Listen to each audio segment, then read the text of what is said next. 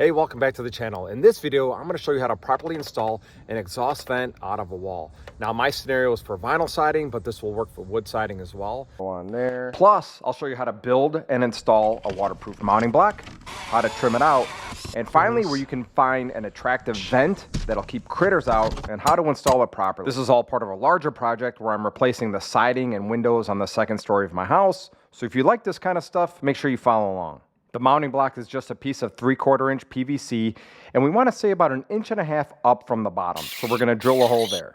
Doing this will leave plenty of room for our vent. Okay, there we go. I want it like this. Let's put a screw in there. If I drilled a hole from the outside, it'd be very difficult to tell exactly where I'd end up in the attic. So I had to go up in the attic and I drilled myself a little pilot hole, and I used this to find the location of the mounting block. And of course I jumped in the pool after to rinse off. This little guy. Oh yeah. That will never leak. Now bear with me, the video is going to be a little out of order. I'll show you how I bent up that drip cap flashing, but first I want to show you how I installed the vent. The size of the hole saw that I'm using is 4 1/8. I've tried 4 inches before, but it typically doesn't leave enough room for the vent. I'd like to take this opportunity to thank Innovate. They're sponsoring this video. You can check out this product and all their other cool products on their websites. I'll link to it in the description. I'm excited because this product is well made, it's good looking, and it's American made. And if you're interested in buying it, I have an affiliate link through Home Depot that'll also be in the description. So without any further ado, let's get back to building. These are two little magnets that suck the vent closed. So if it's windy, you're not going to hear it flopping. So I'm going to mount, I have a nice heavy duty piece of 4-inch duct. And I'm going to install this over here. Okay, just like that. And since this is a bath fan, I'm going to have this seam on the top. So just in case any water condenses, it's not going to leak out the bottom. I pre-drilled, then secured the duct with a couple of screws.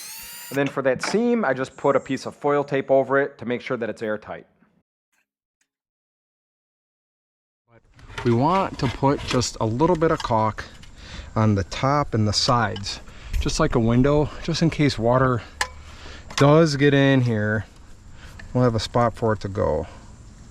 So sides, a little bead across the top. We don't gotta go crazy. Cool.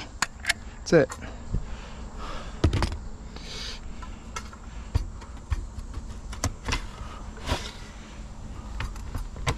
All right. Let's fire a screw in there on here and just get it close. Yeah.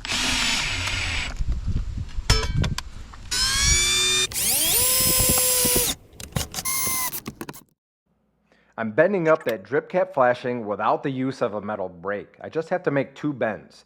The first one goes down on the face of the block, and the next one is the thickness of the mounting block, so 3/4 inch. To bend up a couple of ears, I just make a couple of nips, and then I fold the ends up. You can see what it looks like when we're all done. It's going to help divert water away. If you're installing this on a wood-sided wall, congratulations, you're all done. In our scenario, we're using vinyl siding, so we have to trim this out, and I'm using J-channel. You can see I have a 45-degree angle cut for the bottom, and I leave the top long. And I'm going to do the same on the other side. I have my 45-degree cut, and I'm going to cut out the middle of the J-channel.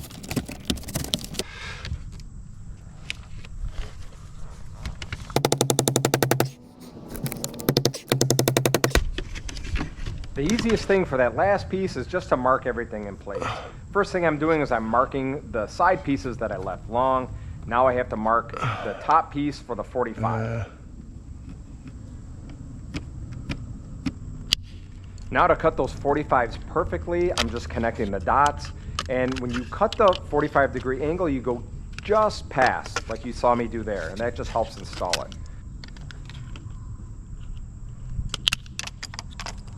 To cut that other 45, we're going to connect the dots, and again, we're just going to go just past.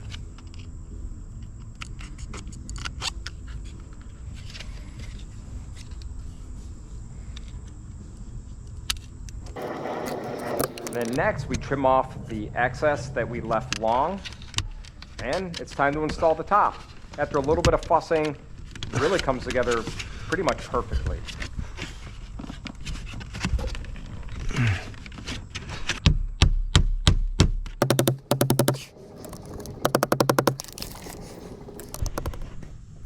All right, I got this piece on, and I'm gonna have to take it off, but I wanted to mark around our dryer vent here.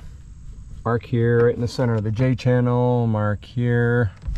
I'm gonna somewhere in here, make a nice light line.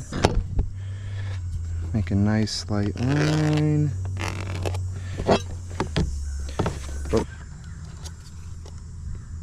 6 3/4. So we have to get rid of this. That's probably pretty good. All right. Come on. This siding is a little bit thicker than your typical contractor siding, so that's why it's a little bit harder to cut. And to cut this horizontal length, I just score it with an X-Acto knife and then snap it. All right. Well, this sun's a nice touch. All right. All right.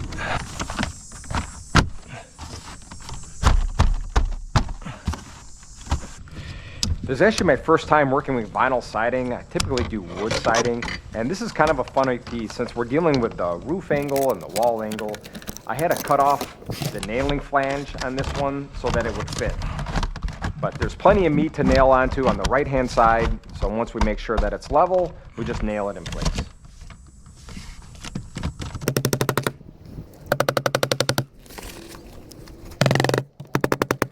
There's a bit of a shadow here, but I don't know, we're level.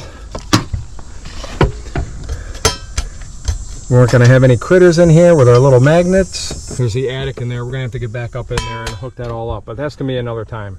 Hey, so there you have it. It wasn't too hard. As always, if you got any questions, hit me up in the comments section. We'll see you on the next one.